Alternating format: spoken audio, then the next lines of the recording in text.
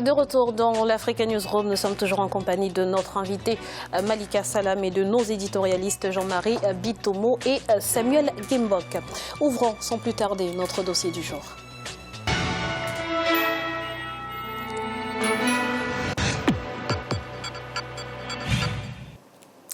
La Cour de justice de l'UEMOA a pour mission de s'assurer de la bonne application des règles qui régissent la coopération entre les États membres. Elle a donc un rôle majeur dans la marche vers une union dynamique. La crise qu'elle traverse depuis 2014, qui a nécessité le rappel de 6 des 8 juges, est vue comme une interférence du politique dont la justice fait que dénoncent les acteurs du secteur. Voyez ce reportage de notre correspondant Wendiam Valentin Compaoré. Et on en parle juste après.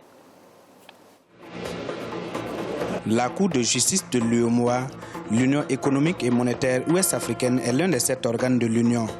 Elle a pour rôle de veiller à l'interprétation uniforme du droit communautaire et à son application et juge notamment les manquements des États membres à leurs obligations communautaires. Elle est constituée d'un juge par pays membre, parmi lesquels le président qui est pour sa part élu. Depuis environ 2 ans, elle est totalement paralysée par une fronde des magistrats contre leur président, le Bissau-Guinéen Daniel Lopez Ferreira. Cependant, elle reprend du service avec la nomination de nouveaux juges qui ont prêté serment le 26 mai 2016 à Abidjan. Quels sont les défis de cette cour? Qu'est-ce qui plombe le fonctionnement de cette cour pourtant importante pour l'Union? La Cour de justice de l'UEMOA a son siège à Ouagadougou, au Burkina Faso. Selon le protocole additionnel du 10 mai 1996 portant statut de l'UEMOA, elle peut être définie comme la clé de voûte du contrôle juridictionnel au sein de l'Union.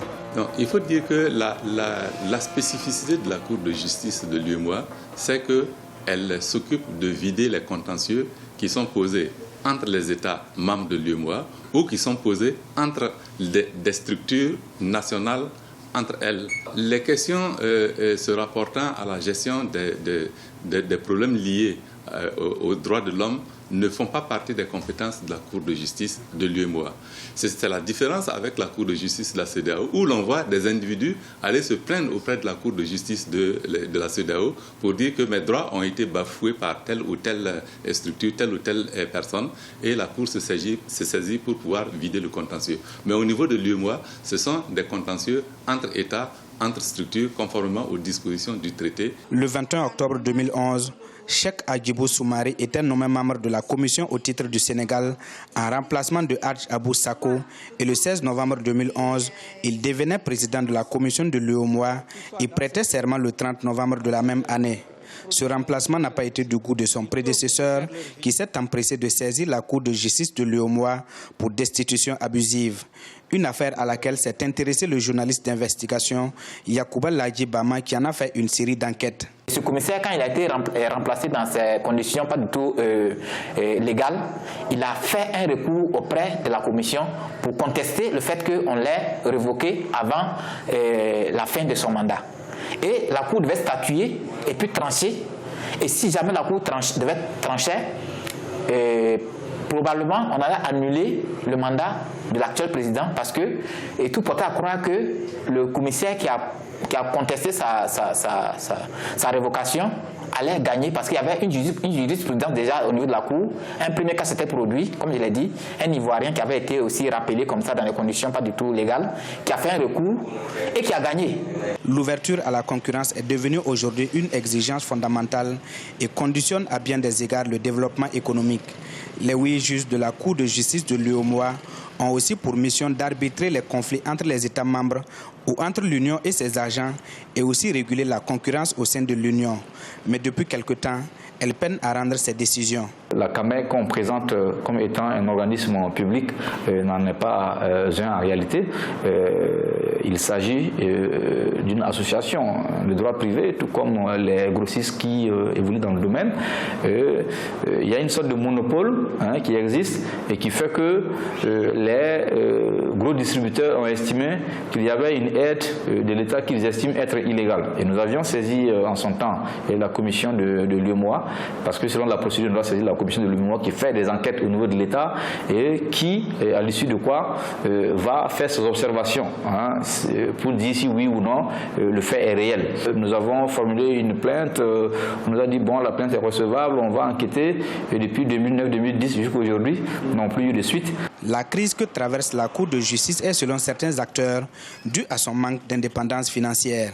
Ce qui a été reproché en temps aux 6 juges qui se sont désolidarisés du président, c'est que celui-ci avait laissé l'administration de la Cour plus ou moins entre les mains du président de la commission. Il se trouve que quand vous essayez d'analyser les différents éléments, vous vous rendez compte que cela a pu arriver parce que la Cour n'a pas d'autonomie financière. Donc il faudrait peut-être songer à corriger cet aspect pour éviter que la même situation ne se reproduise. Cotonou, la capitale économique du Bénin, a accueilli le 8 janvier 2016 le 19e sommet des chefs d'État de l'UEMOA. En dehors du traditionnel rapport sur la santé économique de l'Union, les chefs d'État ont eu à trancher sur 2 dossiers relatifs au fonctionnement des organes de la communauté, notamment la question des mandats des commissaires et le blocage à la Cour de justice, car les justiciables devant la Cour n'ont plus eu de recours depuis 2014. Lors de ce sommet, décision a été prise de renvoyer tous les juges de la Cour. Mais pour certains acteurs du monde judiciaire, cette question n'est pas du ressort du politique. Quand vous prenez l'acte additionnel portant statut de la Cour, il est dit à l'article 12 que lorsqu'il y a des manquements qui sont reprochés à un membre de la Cour, c'est à l'Assemblée générale de la Cour de tirer les conséquences. Donc, quand un juge est nommé, s'il y a des manquements qui lui sont reprochés, la conférence des chefs d'État n'a plus d'emprise. C'est à l'Assemblée générale de faire le constat qu'un des membres a manqué à ses obligations. Et il me semble que c'est ce que les 6 juges avaient fait. Les juges qui forment la Cour de justice sont nommés par l'exécutif de leur pays pour un mandat de 6 ans renouvelable. Mais selon certains observateurs, l'on constate l'interférence du politique dans la justice. Ils dénoncent un manque de volonté des chefs d'État de l'Union. Ils n'ont pas une autonomie financière. Et tout est régi par la commission.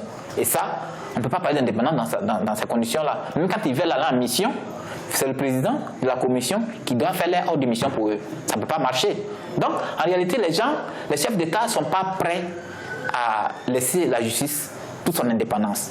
On met toujours des blocages pour éviter à la justice d'être indépendante. Somme toute, la Cour de justice de l'UEMOA a son importance dans le dispositif de l'Union. Elle permet une saine coopération entre les États, mais aussi des entreprises à caractère national entre elles.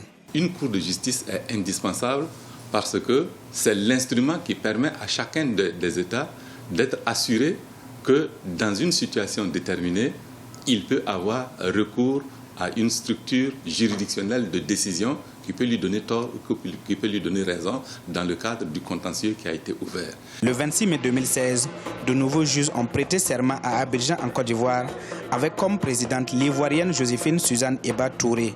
Ils prennent donc fonction avec la ferme conviction d'épurer le passif judiciaire de cette cour qui doit assurer le contrôle des éventuelles violations aux normes unifiées afin que le droit régional qui est en train de se construire soit effectif. Aussi, de plus en plus s'élèvent des voix pour une cour financièrement autonome, chose qui permettra son dynamisme ainsi que son indépendance. Madame Salam, quel bilan faites-vous de l'action de la Cour de justice de l'UEMOA à ce jour? Sans faire preuve d'angélisme béat, c'est vrai que la Cour a 20 ans à peu près, et sur les 20 années, il y a certains blocages depuis 2 ans, mais c'est un blocage de 2 ans sur 20 années. On ne peut pas parler de la Cour de justice sans reparler du traité.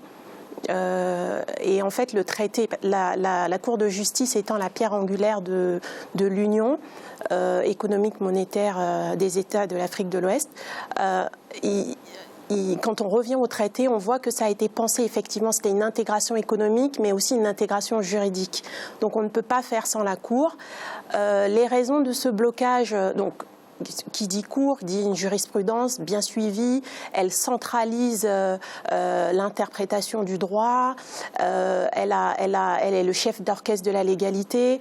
franchement, la Cour faisait, effectivement, elle n'était pas arrivée à maturité, mais elle faisait son travail. Et effectivement, il y a cette crise qui dure depuis 2014, qui est un peu obscure dans la mesure où le président contesté, M. Ferreira, a quand même été élu par ses pairs.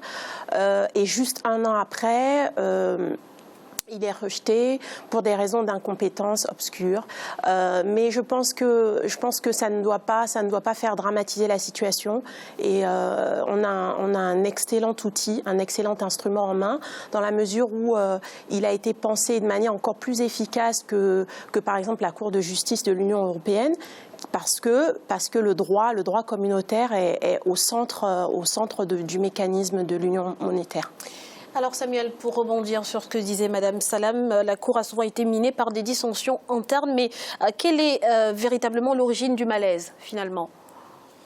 Je pense que l'origine du malaise est à situer à deux niveaux. Le premier niveau, à mon sens, qui est supérieur aux autres niveaux, c'est le niveau politique. À partir du moment où certains juges sont nommés par les États membres, cela pose problème au niveau de l'autorité du président de la Cour. C'est-à-dire qu'il n'a pas pleine autorité, même si le cadre lui permet d'exprimer sa compétence, mais il y a une certaine protection qui n'est pas officielle de la part des juges qui sont sous son autorité. Donc je pense qu'à ce niveau, il faudrait peut-être qu'à partir de ces failles, que les États membres essaient de revoir les mécanismes qui encadrent l'administration de la Cour. Deuxièmement, au niveau de la Cour même, à l'intérieur, il faudrait voir, je crois que le reportage l'a rappelé suffisamment, la dépendance financière. Je pense que pour qu'il y ait autonomie de l'administration de la Cour, il faut que la Cour ait la possibilité elle-même de recruter ses propres juges, de recruter ses propres administrateurs et d'avoir une certaine mainmise sur ses capacités financières. Que cela soit une obligation et qu'on ne fasse pas du chantage aux administrateurs de la Cour parce qu'ils n'ont peut-être pas respecté ou ils doivent protéger les intérêts de tel ou tel État ou de telle ou telle entreprise en situation de litige. Parce qu'en réalité, finalement, l'ouvrage communautaire est garanti par une juridiction qui est le garant du droit communautaire. Le droit communautaire, avant d'être un droit communautaire, est d'abord un droit international et donc doit assurer le principe de supranationalité qui voudrait que toutes les décisions, tous les traités, tous les textes en vigueur au sein de l'espace communautaire soient au-dessus de tout ce qui est pris au niveau national. Donc je pense que c'est à ce niveau que le rééquilibrage doit être fait. Madame Salam, je vois que vous avez envie de réagir. Oui, je pense en fait qu'effectivement, le traité garantit cette autonomie de gestion déjà. Et c'est à la suite de difficultés que de toute façon on apporte des correctifs. Donc c'est la première, il n'y a pas eu de précédent. Par rapport à ces problèmes de dysfonctionnement interne. Et donc je pense que c'est d'ailleurs la commission, parce qu'il y a une commission qui a été constituée justement pour se pencher sur cette question de dysfonctionnement par rapport au président Ferreira. Et elle en a effectivement déduit qu'il fallait repenser cette partie-là de fonctionnement prévue par les traités, mais il faut des choses additionnelles pour pouvoir mettre ça en place le plus rapidement possible. Jean-Marie, pensez-vous que le renouvellement des juges va justement permettre de tourner la page de cette crise ? C'est pas sur le Brésil-là. Bon, je reviendrai encore sur une chose. Bon, on rencontre ça dans tous les États du monde, c'est l'émission du politique, si vous voulez, dans la justice. Nous avons vu dans le reportage où vous avez un certain nombre d'acteurs qui soulignent la dépendance des juges vis-à-vis du politique. Mais ce sont des textes qui ont été construits de manière collective. Et ces textes-là qui forment à la fin un traité, c'est cet accord ce traité-là sort des négociations préalables. Donc, je suppose que les institutions ont été pensées de manière à ce que leur efficacité puisse servir la globalité des États. Donc, l'émission du politique, de temps en temps, comme le soulignait Samuel là tout à l'heure, peut faire en sorte qu'une décision qui est prise, parce que nous ne savons pas exactement les mécanismes internes, quelles sont les décisions qui ont été prises précédemment, pour bien connaître, comme le disait notre invité, pour bien connaître du litige exact, il faut replonger dans les décisions éventuellement qui ont été prises antérieurement si vous n'avez pas un État qui a été favorisé par rapport à un autre, dont à partir de là, vous avez la Cour en interne qui pousse vers l'implosion. Tout simplement pourquoi? Parce qu'il y a sûrement dû avoir une décision qui a été prise concernant l'un des États membres et que cette décision-là a semblé être une décision inique quelque part. Alors, Madame Salam, on l'a vu dans le reportage, au sein de l'UEMOA, les contentieux sont traités uniquement entre États ou institutions, contrairement à la CEDEAO, en limitant ainsi son champ d'action. Est-ce que finalement la Cour ne limite pas également son efficacité ? Pas complètement, parce que le contrôle de légalité est aussi ouvert. Effectivement, il est ouvert aux États membres, il est ouvert aux institutions. Il est aussi ouvert, en quelque sorte, aux citoyens, dans la mesure où, s'il saisit la Commission, ils peuvent demander à la Cour de faire ce contrôle de légalité sur la norme communautaire. Donc, je pense que, je ne suis pas venue faire l'apologie de la Cour de justice de l'UEMOA, mais je trouve que quand on a un excellent instrument, effectivement, il faut l'interpréter à bon escient, mais les textes sont là, et ils ont été vraiment bien ficelés. Et pour une fois qu'il y a quelque chose, quand on a de belles choses à souligner, je pense qu'il faut le souligner juridiquement. Et donc je pense que ce champ-là, un citoyen, un justiciable, une entreprise, peut saisir la Cour de justice en passant par la Commission. Le marché commun, c'est le but de l'Union, et il est tout à fait, tout est possible. Alors Samuel, des voix s'élèvent pour une Cour financièrement autonome. Est-ce que c'est possible, et surtout d'où viendra le financement ? Je pense que le financement d'une administration comme celle de la Cour n'est pas non plus gigantesque. Je pense que tout dépend de la volonté politique. Les États membres ont suffisamment de moyens pour consacrer un peu plus de moyens à la Cour pour faire le travail qui est le sien. N'oublions pas que les pans sont importants, les pans de responsabilité de la Cour sont importants. Elle parlait tout à l'heure de l'activité économique, mais au-delà de l'activité économique, il faut une instance qui puisse assurer au moins la transparence et aussi réprimer les mauvais élèves. S'il n'y a pas cette autorité supranationale, je pense que tout ce qui est processus d'intégration est voué à l'échec. Le processus d'intégration est mieux encadré, mieux structuré quand il y a une instance judiciaire autonome capable de faire son travail. Allez-y, rapidement. On a un outil qu'on oublie aussi, mais qui est aussi en formation, qui est l'unité africaine, justement, qui pourrait, en fait, on pourrait commencer à penser à vraiment une cour. Pour le coup, on est dans la supranationalité, qui pourrait justement vérifier ce que vous disiez précédemment et qui pourrait chapeauter le tout. On a les dispositifs, il faut juste... Mais la marche vers l'unité africaine, elle se fait pas à pas. Et justement, les intégrations régionales comme ça, les unes après les autres, permettent d'aller vers ça. Nous sommes un petit peu pressés, nous avons raison, mais... Merci Madame Salam. Nous allons à présent marquer une nouvelle pause. On se retrouve dans quelques instants pour la troisième partie de l'Africa Newsroom. A tout de suite.